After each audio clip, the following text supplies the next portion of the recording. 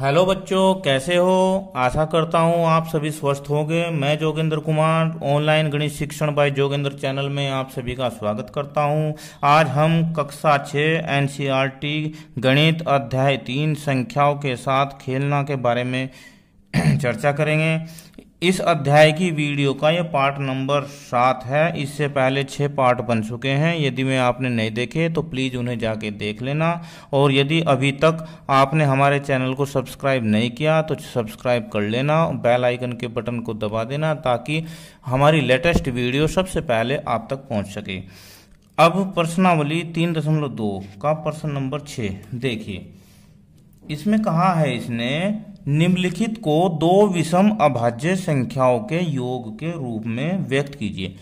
अब इसमें एक पॉइंट दिया है, दो विषम अभाज्य संख्याएं। इससे पहले हमने जो वीडियो बनाई है उसमें हमने अभाज्य भाज्य संख्याओं को बड़े विस्तार से समझाया है। उसमें हमने चर्चा की है कि अभाज्य संख्याएं किसे कहते हैं। अभाज्य संख्याएं उन संख्याओं को कहते हैं जिनका दो ही गुणनखंड होते हैं, यानी कि एक तो संख्या एक होती है और एक में स्वयं होते हैं। अब इसमें कहा है विषम, तो देखो अब हम यहां पर अभाज्य संख्याओं को लिख लेते हैं। अभाज्य संख्याओं को देखो, पहली अभाज्य संख्या है 2, 2, 3, 5, 7, 7 के बाद 11, 11 के बाद 13, 13 के बाद 17, 19, 23, 29, 31, 37, 41, 41 और भी आगे तक है। तो उसने कहा है कि दो विषम अभाज्य संख्याओं के योग में इन्हें लिखना है। ठीक है। अब देखो, हमें एक बात ध्यान रखनी है कि संख्या दो सम संख्या है और सम भी कैसी, सम अभाज्य संख्या, सम अभाज्य संख्या, संख्या 2 ये अभाज्य संख्या भी है और सम संख्या भी है। अब देखो, अब हमें इनमें से दो दो संख्याएं लेनी है जिनका योग 44 हो। अब देखो, बताओ 44 किन दो संख्याओं से मिलकर बनेगी। अब इधर देखते हैं, एक तो 41, एक तो 41 ले लेंगे और एक 3 ले लेंगे। तो 44 बराबर 3 प्लस 41। देखो दो संख्याएं ले ली हमने, ये भी विषम है, ये भी विषम है। अब बी में देखते हैं 36, 36 कौन कौन सी लेनी चाहिए संख्या में। देखो एक तो हम 31 ले लेंगे, 31 और एक 5, 5 प्लस 31 बराबर 36। सी में है 24, क्या है 24। 24 में कौन कौन सी लेनी चाहिए, देखो हमें एक तो हमें लेनी चाहिए 19 और एक 5, तो 5 प्लस 19। और डी में है 18, 18 में हमें कौन कौन सी लेनी चाहिए, 7 और 11 भी 18 हो जाएगी, और 5 और 13 भी 18 हो जाएगी। कोई सी ले सकते हैं, चलो 5 और 13 ले लेते हैं 18। तो इस प्रकार हमने दो विषम अभाज्य संख्याओं को जोड़ के ये 44 बना लिया है, 36 भी कर लिया है, और ये 24 और ये 18, ये इसका आंसर। प्रश्न नंबर 7, अभाज्य संख्याओं के ऐसे 3 युग्म लिखिए जिनका अंतर 2 हो। युग्म का मतलब होता है जोड़ा, यानी कि ऐसी संख्याएं 2 लिखनी है हमें जिनका अंतर 2 हो। जिन्हें अंतर बोलते हैं घटाने को, जिन्हें घटा के आपस में, अगर उन्हें आपस में घटाते हैं तो उत्तर 2 आना चाहिए। अब इसमें एक टिप्पणी भी दी है, दो अभाज्य संख्याएं जिनका अंतर 2 हो अभाज्य युग्म कहलाते हैं, ट्विन प्राइम कहते हैं उन्हें। जिनका अंतर 2 होता है उन्हें ट्विन प्राइम्स कहते हैं, यानी कि अभाज्य युग्म कहते हैं। अब देखो, इसके लिए भी हम सबसे पहले अभाज्य संख्याओं को लिख लेते हैं। अभाज्य संख्याएं, अभाज्य संख्याएं कौन कौन सी होती है, 2, 3, 2, 3,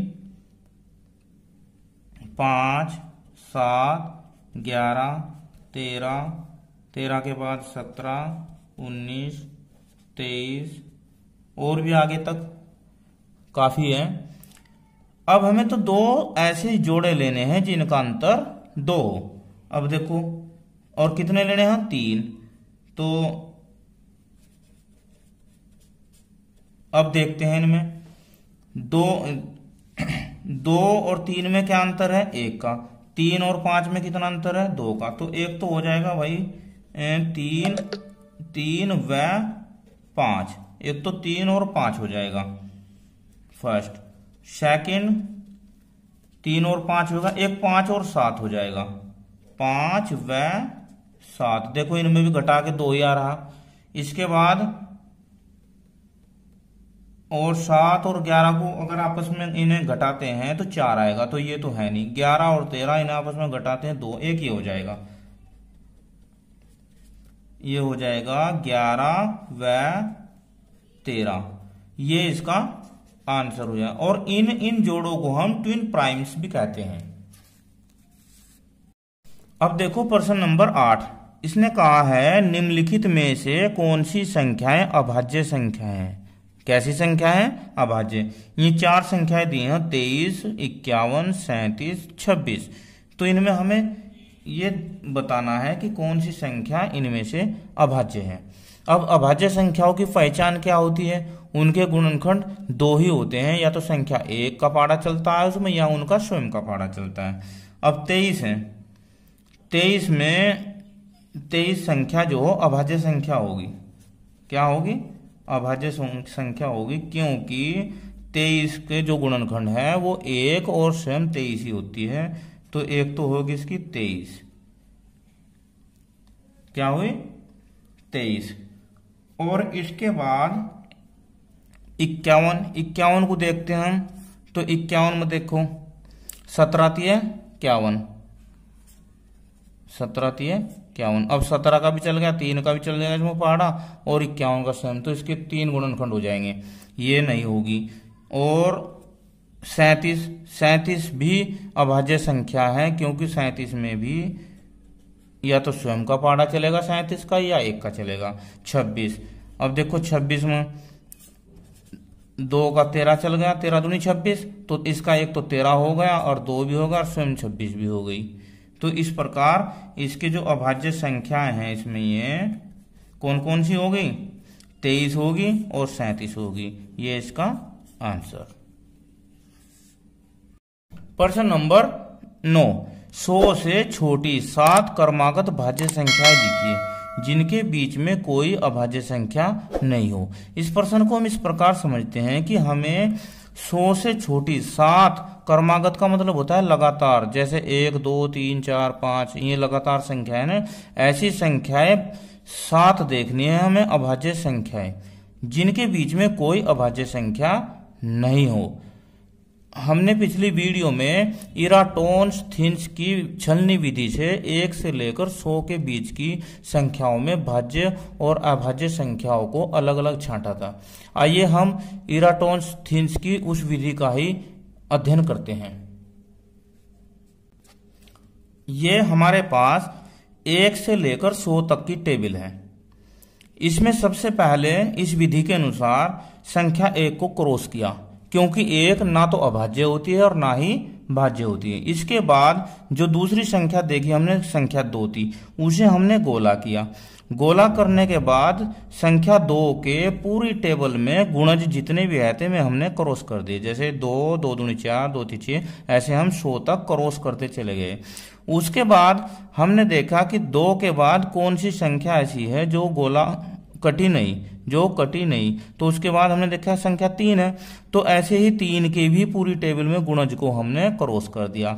फिर 3 के बाद हमने देखा कि कौन सी संख्या जो कटी नहीं, तो 5 संख्याएं थी, 5 के भी ऐसे ही सभी गुणज को हमने क्रॉस कर दिया। उसके बाद 5 के बाद जो बिना कटी संख्याएं थी 7, फिर 7 के गुणज को क्रॉस कर दिया। ऐसे ही करते चले गए, ये प्रक्रिया हम करते ही चले गए। तो जब सारी संख्याएं गोल व क्रॉस हो गई तो उसके बाद हमने निष्कर्ष निकाला, इस विधि में ये निष्कर्ष निकला कि जो संख्याएं गोल हो गई जैसे 2, 3, 5, 7, 11, 13, 17, 19, ये जितनी संख्याएं गोल हैं ये सारी अभाज्य संख्याएं हैं। कौन सी? अभाज्य संख्याएं।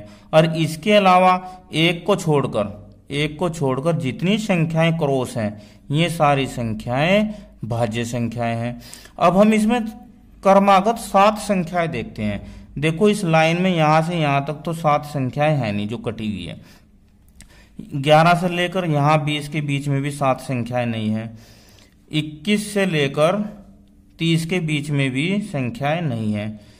और 31 से लेकर 40 के बीच में भी संख्याएं जो 7 लगातार नहीं है, क्योंकि यहां पर देखो 1, 2, 3, 4, 5 है।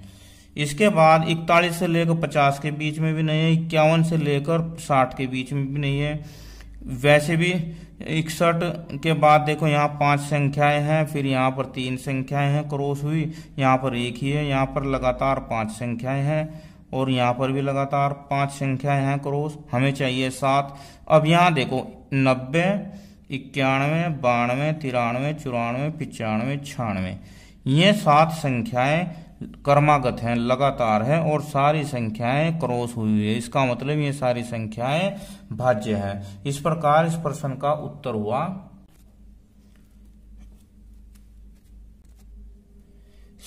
हल 100 से छोटी 7 क्रमागत भाज्य संख्याएं। कौन सी आई? 90, 91, 92, 93, 94, 95, 96, ये इसका आंसर। इस प्रकार इस वीडियो में हमने प्रश्नावली 3.2 की प्रश्न संख्या 6, 7, 8 व 9 को हल किया। वीडियो कैसी लगी मुझे कमेंट में जरूर बताना। Thank you. Have a nice day.